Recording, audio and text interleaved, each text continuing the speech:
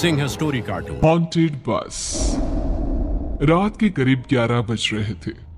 सड़क पर इक्का दुक्का गाड़ियां चल रही थी। अपनी नाइट शिफ्ट खत्म करके शीला और निकिता बस स्टॉप पर खड़ी थी। आज तो हमें बहुत देर हो गई। पता नहीं घर जाने के लिए हमें कोई साधन मिलेगा भी या नहीं। अगर कोई साधन नहीं मिला तो कहीं रात इसी बस स्टॉप पर ना बितानी पड़े। अपनी काली जुबान बंद कर, जब देखो तब उल्टी बातें ही करती है। अरे कुछ देर रुक जाना, कुछ ना कुछ मिल ही जाएगा। लेकिन काफी देर तक इंतजार करने के बाद भी उन्हें कोई बस नहीं मिलती। धीरे धीरे समय के साथ साथ सड़क पर चलने वाली गाड़ियों का दिखना भी बंद हो जाता है। अरे ये देख, अब तो सड़क पर एक भी गाड़ी नहीं दिख रही। दूर दूर तक गाड़ी और किसी इंसान का नामो निशान नहीं है। एक काम करते हैं, वापस अपने ऑफिस चलते हैं। हम दोनों आज रात वहीं गुजार लेंगे। देख, तुझे अच्छी तरह पता है 10 बजे के बाद चौकीदार ऑफिस के मेन गेट पर ताला लगाकर अपने घर चला जाता है। ऑफिस जाने का कोई फायदा नहीं है। इस सुनसान सड़क को देख मुझे बहुत घबराहट हो रही है। एक काम करना, उसी चौकीदार के घर चलते हैं। वो भी तो परिवार वाला है। हम बेफिक्र होकर आज रात उसके घर पर रुक सकते हैं। अरे पागल, चौकीदार 10 बाई 10 की खोली में रहता है। उसके 4 बच्चे हैं। भला वो हमें अपने घर में कौन सी जगह देगा। अब तू ना ये बेकार की बातें बंद कर और चुपचाप खड़ी रह। शायद कोई लिफ्ट ही मिल जाए। फिर काफी देर इंतजार करने के बाद आखिरकार एक नीले रंग की बस उनके सामने आकर रुकती है। बस का दरवाजा खोल कंडक्टर उन दोनों से कहता है, कहिए कहाँ जाना है आप दोनों को? देखिए मेरी पूरी बस खाली पड़ी है। मैं आप दोनों को आपके ठिकाने पर छोड़ दूंगा। इतना कहकर कंडक्टर मुंह में भरे पान की पिचकारी सड़क पर दे मारता है। निकिता, लोगों का कहना है कि कुछ महीने पहले इसी तरह अंधेरी रात में एक नीली बस के अंदर कुछ बदमाशों ने एक जवान लड़की की हत्या कर दी थी। इस बस का रंग भी नीला है। कहीं ये वही बस तो नहीं? कंडक्टर शीला की बात सुन लेता है और मुस्कुराते हुए कहता है, देखिए मेम साहब, उस घटना के बारे में मैंने भी सुना है। माना कि उस बस का रंग और मेरी बस का रंग एक है, लेकिन दुनिया में नीले रंग की एक ही बस तो नहीं है ना। ये तो सिर्फ एक इत्तेफाक है। देखिए हमारी बस में एक मेम साहब पहले से ही बैठी हैं, चाहे तो अब देख लीजिए। निकिता गर्दन उठाकर देखती है तो बस के पीछे वाले हिस्से में एक लड़की कंबल ओढ़े बैठी हुई थी। सही तो बोल रहे हैं भैया, बस में पहले से एक लड़की बैठी है। चल अब हम भी बैठ जाते हैं, वैसे भी बहुत देर हो गई है। अरे ठहर जाना निकिता, मुझे डर लग रहा है। अरे तुझे इतना ही डर लग रहा है तो तू यहीं खड़ी रह, मैं तो चली। अरे तू मुझे छोड़कर कहाँ जा रही है? मैं भी चलती हूँ। दोनों बस में जाकर बैठ जाती है। देखते ही देखते ड्राइवर बस को तेज रफ्तार में चलाना शुरू कर देता है। तभी शीला की नजर पीछे वाली सीट पर अकेली बैठी लड़की पर पड़ती है। उस लड़की की लाल आंखें और उसका आधा जला हुआ चेहरा देखकर शीला घबरा जाती है। सुन निकिता, हमारे पीछे जो लड़की बैठी है ना, उसकी आंखें एकदम खून की तरह लाल और चेहरा किसी चुड़ैल की तरह डरावना दिख रहा है। अरे छोड़ ना, कौन कैसा दिखता है, मुझे इन सब बातों में कोई दिलचस्पी नहीं है। मैं थोड़ी देर झपकी लेना चाहती हूँ, इसलिए अब तू अपनी बड़बड़ बंद कर प्लीज। बेफिक्र निकिता अपनी आंखें बंद करके बैठ जाती है। दूसरी ओर बस जंगल के रास्ते में पहुंची है। चारों तरफ घना अंधेरा और साथ ही जंगल में मौजूद जंगली जानवरों की डरावनी आवाजें शीला को और भी ज्यादा डराए जा रही थी। थोड़ी ही देर में बस एक बरगद के पेड़ के पास से गुजरती है। तभी अचानक बरगद की डाल पर बैठी एक बिल्ली कूदकर खिड़की के रास्ते शीला की गोद में आ गिरती है। मर गई रे, बचाओ मुझे, कोई बचाओ। शीला के चिल्लाने की वजह से निकिता की आंख खुल जाती है और वो भी घबराकर इधर उधर देखने लगती है।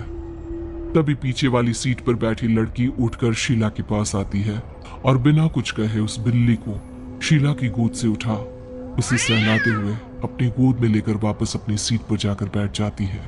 अरे शीला, तू तो बहुत ही डरपोक है। जरा जरा सी बात पर उछल पड़ती है। मैं कल से अकेले ही सफर करूंगी। अरे मैं क्या करूं? वो बिल्ली अचानक मेरी गोद में आ गिरी अपनी बकवास बंद कर और मुझे चैन से सोने दे। इस तरह शीला को डांटकर निकिता फिर सो जाती है, पर तभी अचानक एक झटके से ब्रेक लगाकर ड्राइवर बस को रोकता है। शीला खिड़की से बाहर झांक कर देखती है तो उसे सड़क के किनारे एक काला आदमी खड़ा दिखाई देता है। उसकी बड़ी बड़ी दाढ़ी और अजीब से कपड़े देखकर शीला को घबराहट होने लगी। क्या हुआ ड्राइवर भैया, आपने बस क्यों रोक दी? अरे वो देखो वहाँ, वो सड़क के किनारे एक आदमी खड़ा है, उसी के लिए मैंने बस रुकवाई है। शीला निकिता को धक्का देकर नींद से जगाती है। अरे अब क्या हुआ?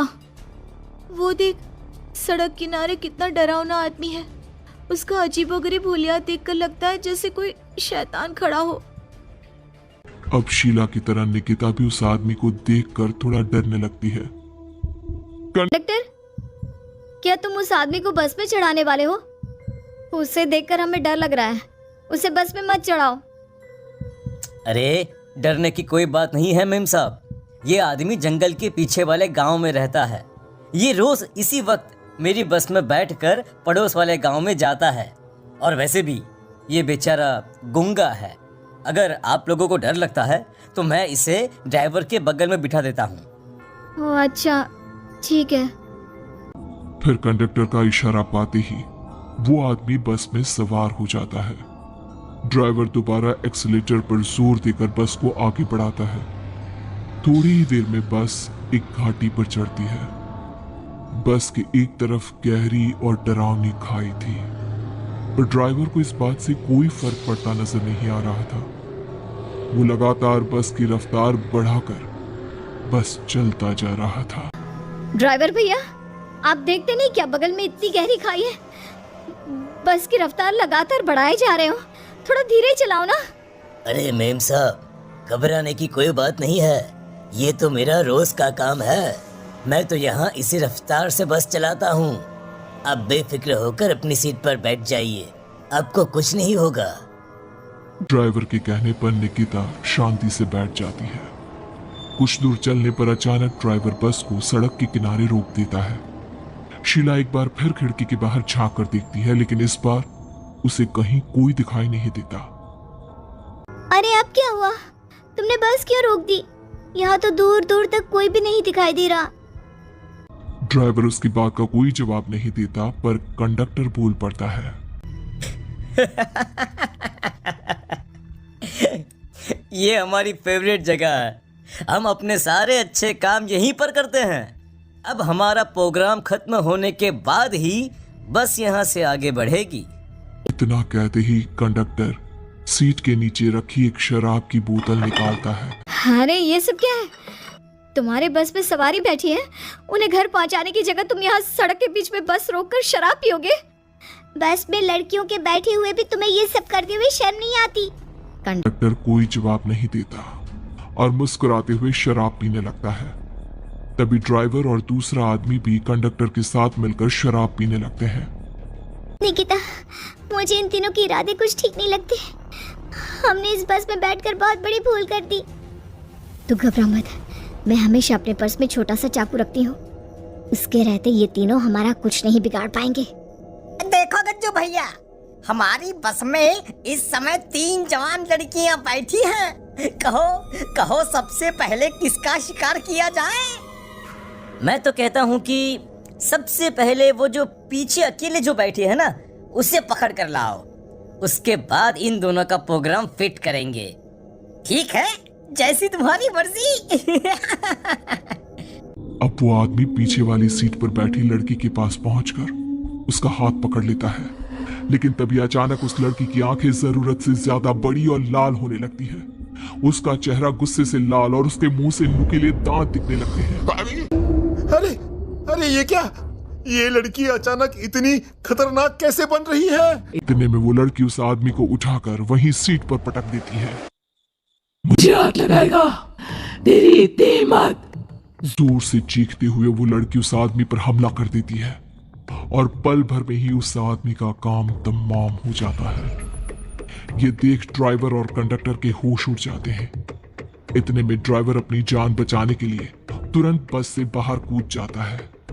पर तभी बस के पीछे की तरफ से तेजी से आ रहा एक ट्रक उसे कुचल कर चला जाता है। एक ही पल में अपने दोनों साथियों की मौत देख अब कंडक्टर के हाथ पैर कांपने लगते हैं।